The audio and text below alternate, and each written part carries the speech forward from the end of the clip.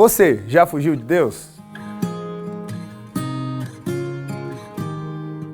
Jonas foi um profeta chamado por Deus, mas ele acabou fugindo do chamado. Então ele decide encontrar o próprio caminho, o próprio propósito, e ele vai na direção oposta àquela que Deus estava chamando.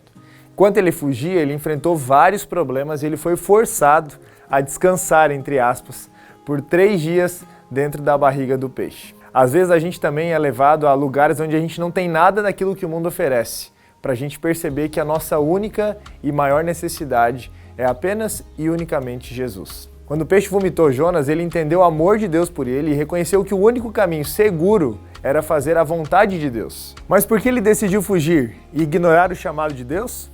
Os assírios eram muito cruéis. Os registros históricos e arqueológicos documentam o que eles faziam com os prisioneiros de guerra. Eles empalavam, esfolavam vivos e, quando não matavam ou faziam qualquer outra coisa, eles escravizavam. Nínive, a capital do império, era uma cidade grande e extremamente perversa.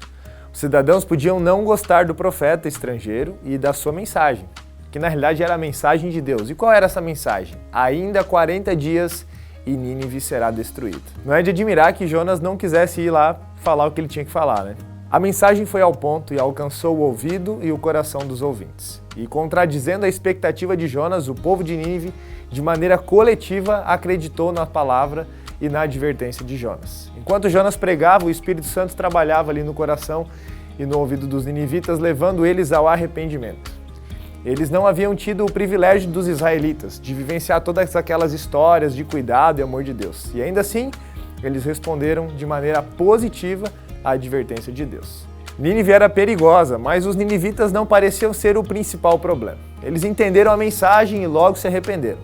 Já por outro lado, Jonas, o missionário, era o elo mais fraco nessa história de missão. Ele devia ter sido o primeiro a se alegrar com a maravilhosa graça de Deus, mas permitiu que sua mente se fixasse na possibilidade de ser considerado um falso profeta, já que aquilo que ele havia falado não ia se cumprir.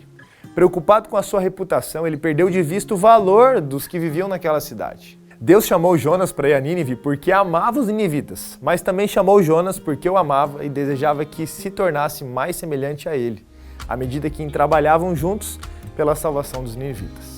Jonas precisava da viagem missionária a Nínive tanto quanto os ninivitas precisavam ouvir a mensagem de Jonas.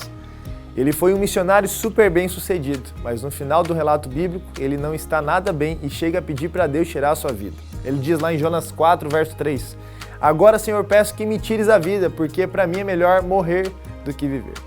Além disso, ele fica irado com Deus porque seu esforço missionário tinha sido um sucesso. Na opinião dele, a graça era algo tão exclusivo e importante que somente algumas pessoas podiam ter a oportunidade de depender dela e descansar nela também. A resposta de Deus é: você acha que é razoável a sua raiva aí, Jonas? Você acha que está certo isso? Você acha que está certo o que você está pensando?